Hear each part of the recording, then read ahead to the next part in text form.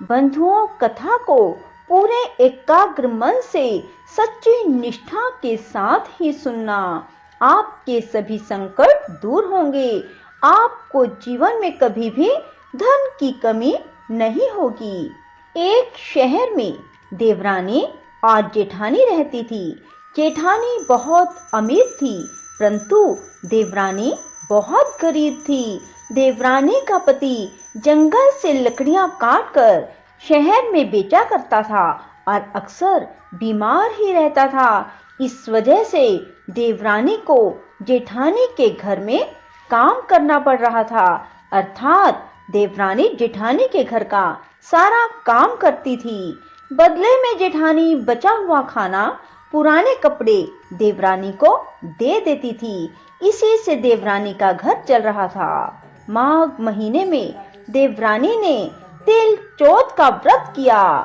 देवरानी ने 5 रुपए के तिल और गुड़ लाकर तिल कुटा बनाया। पूजन करके कथा सुनी और तिलकुटा छींके में रख दिया। सोचा, चांद उगने पर चंद्रमा को अर्घ देकर तिलकुटे का भोग लगाकर ही कुछ खाऊंगी। कथा सुनने के बाद वह जेठानी के घर चली गई। खाना बनाकर उसने जेठानी के बच्चों से कहा, बच्चों आओ खाना खा लो। बच्चे बोले, जब माँ खाएगी हम तभी खाएंगे। फिर उसने अपने जेठ जी से कहा, जेठ जी आप खाना खा लीजिए। जेठ बोला, मैं अकेला नहीं खाऊंगा, जब सभी खाएंगे मैं भी तभी खाऊंगा। जेठानी ने देवरानी को कहा, आज तो किसी ने भी अब तक खाना नहीं खाया, तो मैं तुम्हें खाना कैसे दूं? तुम सुबह बचा हुआ खाना ले जाना। देवरानी के घर पर पति बच्चे सभी आस लगाए बैठे थे कि माँ आएगी तो पकवान मिलेंगे, क्योंकि आज तो त्योहार है। जब बच्चों को पता लगा कि आज तो रोटी भी नहीं मिलेगी तो बच्चे रोने लगे। उसके पति को भी बहुत गुस्सा आया। कहने लगा, सारा दिन काम करके भी रोटी नहीं ला सकती तो काम क्यों करती हो? पति ने अपनी पत्नी को कपड़े धोने के धोबने से पीटा। धोबना टूट गया तो उसने पट्टे से पीटा। वे बेचारी गणेश जी को याद करती हुई रोती रोती पानी पीकर सो गई। उस दिन गणेश जी उसके स्वप्न में आए और कहने लगे, धोबना पीटी पाटा पीटी सो रही है या जाग रही है? वह बोली, कुछ जाग रही हूँ, कुछ सो रही हूँ। गणेश जी बोले, कुछ खाने को दे दो। वह बोली, मेरे घर में तो खाने का एक दाना भी नहीं है। जेठानी जो बचा कुचा दे देती थी, आज तो उसने वो भी ना दिया। पूजा का तिलकुटा छींके में पड़ा है, वही खा लो।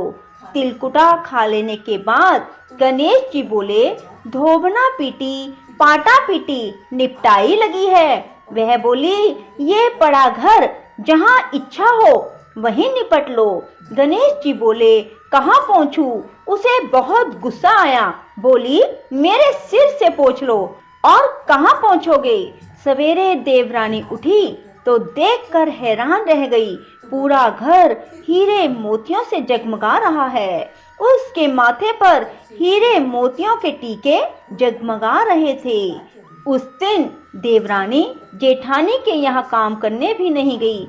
बड़ी देर तक राह देखने के बाद जेठानी ने बच्चों को बुलाने भेजा। उसने सोचा, कल खाना नहीं दिया था, शायद देवरानी बुरा मान गई है। बच्चे देवरानी को बुलाने गए। चाची चाची चलो, माँ ने बुलाया है, सारा काम पड़ा है। देवरानी जेठानी आपस में सुनाने का मौका नहीं छोड़ती।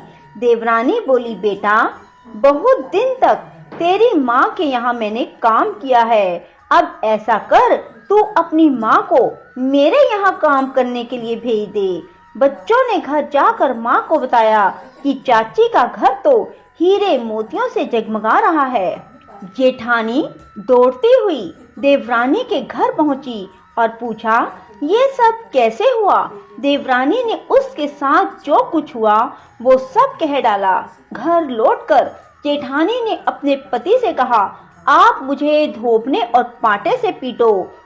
उसका पति कहने लगा, मैंने कभी भी तुम पर हाथ नहीं उठाया, तो आज मैं तुम्हें धोबने और पाटे से कैसे मार सकता हूँ? वह नहीं मानी और जिद करने लगी, तो उसके पति ने उसे धोबने और पाटे से पीटा।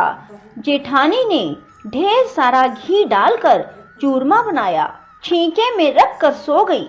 रात को चौथ विनायक सपने में आए और कहने लगे, भूख लगी है, क्या खाऊं? जेठानी बोली, गणेश जी महाराज, आपने देवरानी के घर तो सूखा चुटकी भर तिलकुटा खाया था, मैंने तो मेवे डालकर घी का चूरमा बनाकर छींके में रखा है, वही खा लीजिए। गणेश जी बोले, कहाँ निपटूं?